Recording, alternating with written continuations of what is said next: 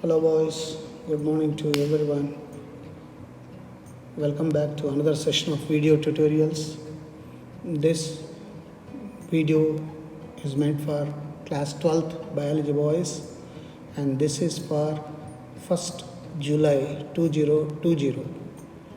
From our memory, we understand that we were discussing about food chains, various types of food chains.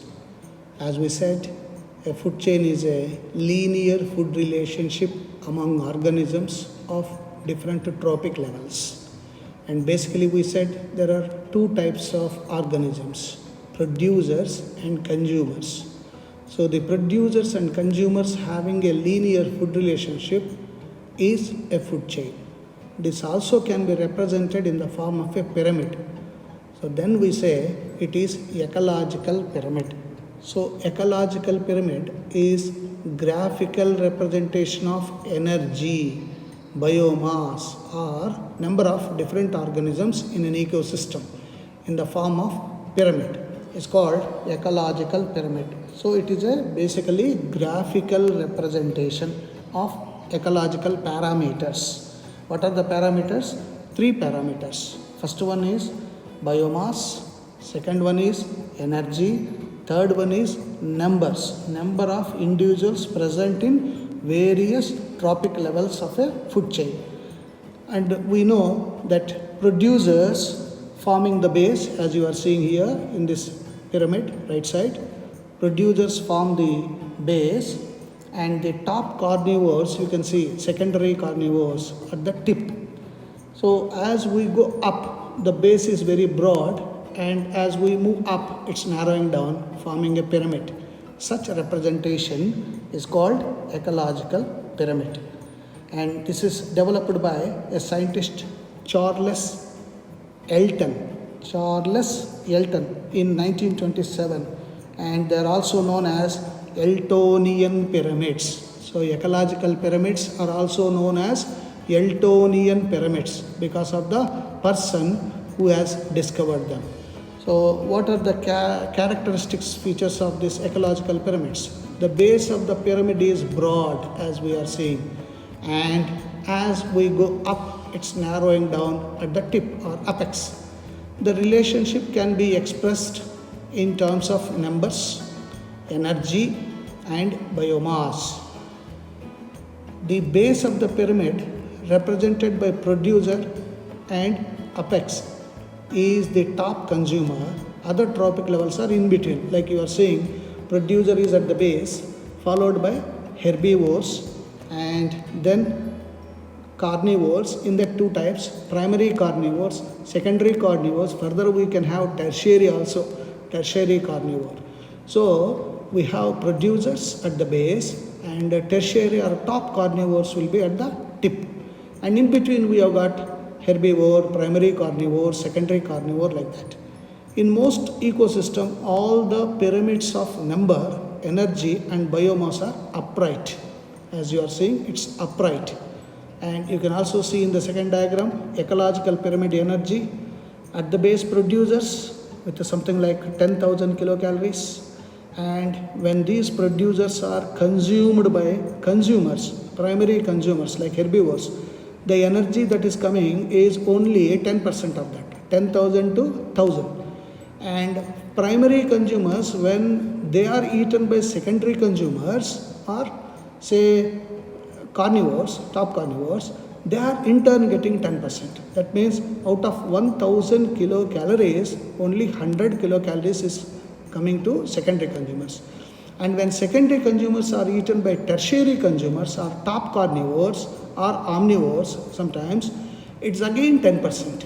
Out of 100 kilocalories that are having by the secondary consumers, tertiary consumers can obtain only 10 kilocalories. What happens to remaining 90%?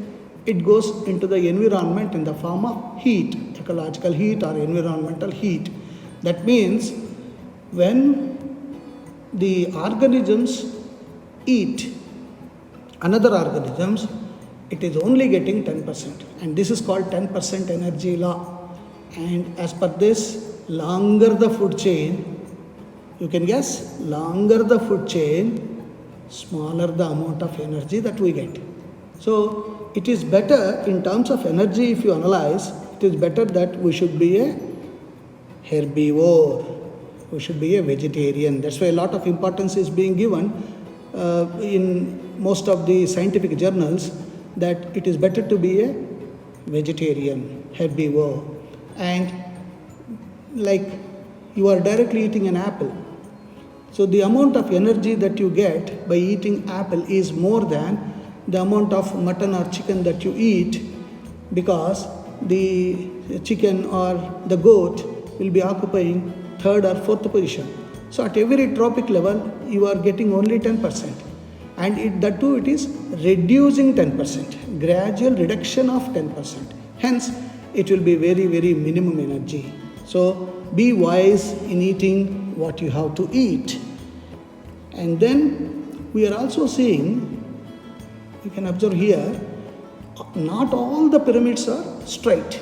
There can be some inverted pyramids like this. Where do you see this?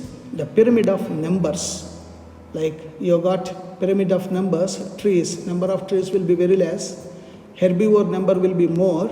That is, birds and insects will be more. And the parasites number also will be more further. And hyperparasites furthermore. That means as at the base, it is not broad. Instead, it is narrowing down. And when we move up in the pyramid, it's the apex or the tip is becoming broader. Hence, the shape of the pyramid is getting into inverted shape.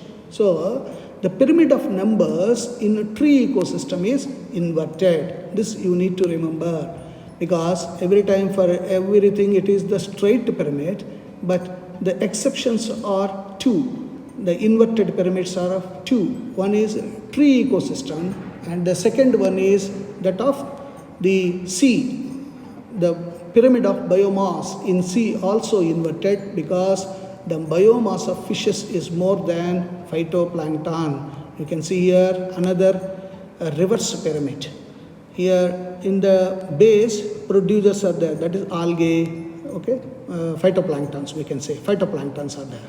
And these are eaten by herbivores, that is fishes. And these small fishes will be eaten by the big fish. Their numbers are becoming more. And you can see the biomass that is produced. At the base it is 4 grams, and it is in the second stage 8 grams, and at the top level it is 12 grams. There is a gradual increase in biomass.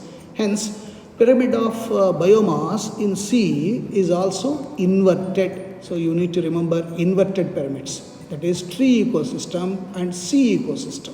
Tree and sea ecosystem. Hence, the pyramid at the base is narrowing down, at the tip is broad. That's why the shape is inverted. So inverted pyramid of numbers. And pyramid of energy is always upright, can never be inverted. Because when energy flows from particular tropic level to the next, some energy is always lost as heat at each step. That's why we said that. And in case the pyramid of energy we can draw at the base producers, at the base you can draw a very broad line, broad box, and name it as producer. And then relatively smaller one you draw, it's called primary consumer or herbivores. And further smaller one you draw, that will be consumers, carnivores. And further smaller one, tertiary. So it is the pyramid of energy is the representation of the rate of energy flow per unit time and area at successive tropic levels.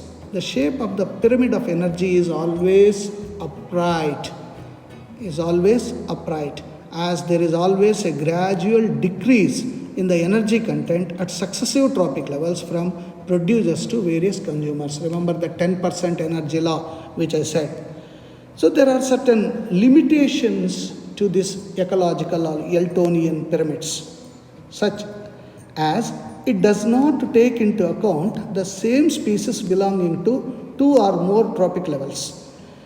So that is number 1. It does not take into account the same species belonging to two or more trophic levels. Like for example, a given species may occupy more than one trophic level in the same ecosystem at the same time. For example, sparrow is a primary consumer when it eats seeds, fruits and peas, and it becomes a secondary consumer when the sparrow eats insects and worms. So the bird sparrow is same, but it is occupying two places. So this is one of the limitations. It assumes a simple food chain, something that almost never exists in nature. We are thinking always the food chain will be a linear relationship. It is a 180 degree. But in reality, all of us know that the food chain is never at 180 degrees. It's not linear. It's a web, food web. So that is another limitation. It does not accommodate a food web. Moreover, what about saprophytes? Another limitation. Saprophytes are not given any place in ecological pyramids. See, I said all these organisms involved in food chain, ecological pyramids, whether it is producers, herbivores, carnivores, top carnivores, all these one day or the other have to die. And when they die, what about the saprophytes' role? So conveniently, we have forgotten the role of saprophytes in any ecological pyramid or any food chain. And we know that saprophytes play a very, very important role, very crucial role. So the missing of saprophytes is another limitation. So in an ecological pyramid, there are three limitations. What are those? It does not take into account the same species belonging to two or more trophic levels. Number one, it assumes a simple food chain, something that almost never exists in nature. It does not accommodate a food web. Third, fourth, it forgets conveniently the role of saprophytes. So these are the limitations of ecological pyramids. Hence, you need to remember this. Now we move on to next one, that is ecological succession. The gradual and predictable change in the species composition of a given area is ecological succession. It is the observed process of changes in the species structure of an ecological community over time.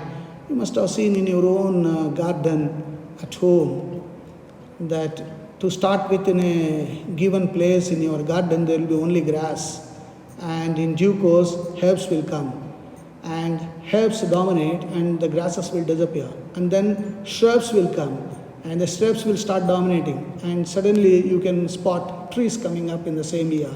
So there is a successive generations within the ecology, depending upon, of course, there are factors that contribute for this. So there is a primary succession that starts where no living organism are there, because to begin with it was a barren land. Nobody cultivated anything. It was a barren land. And suddenly, secondary succession, a succession that starts in areas which have lost all the living organisms that existed there. So maybe in your garden there is an area but you are not cultivated. But once favorable conditions start, slowly you can see appearance of grasses, herbs. Then in due course shrubs. Then in due course trees. So there is a ecological succession taking place. And sometimes some areas are there. Previously they were having a lot of vegetation, but due to climatic factors or human interference, all this vegetation has gone and the land has become barren. Now secondary succession starts in that. So we have got hydro succession, hydro water succession, ecological succession that takes place in lakes, in water bodies. Okay, that is hydrox succession. Xerox, that is desert climate, that takes place in dry areas. Sometimes even in dry areas we can see suddenly, all of a sudden, the grasses are springing up, the plants coming up, herbs coming up, shrubs coming up. These are the. And you can also see pioneer species, the species that invade a barren area. For example, lichens, phytoplanktons, and of course you have seen, particularly in our area, Congress grass, Parthenium, occupying that. And it invades our original crop. So hence we need to be careful with this pioneer succession. And We have got a primary succession on rocks or lichens which are able to secrete acids to dissolve rock. You know, the lichens coming up on the rock secrete certain acids. Because of that acids, acidic action will take place, rocks will be broken, withering starts. So in due course, where there was a hillock, you can see gradual degradation of the hillock and formation of soil. So this is something good for us. Hence, we need to grow lichens in dry areas. So ecosystem is always happening with the ecological succession. And during ecological succession, pioneers, primary community, primary colonizers, climax community, all these are formed, and what is stable at the end of the day is climax community is the stable one. Why it is stable? It is self-perpetuating and final biotic community that develops at the end of the biotic succession, and this is in harmony with the environment. So climax community has maximum diversity and ecological niche. So it is niche specialization. The various biotic communities that develop during biotic succession are termed as seral, SERAL, or transitional communities. So we can see lot of transition communities in a given area. And in our next session, we'll be talking about another function of ecosystem, that is the cycles.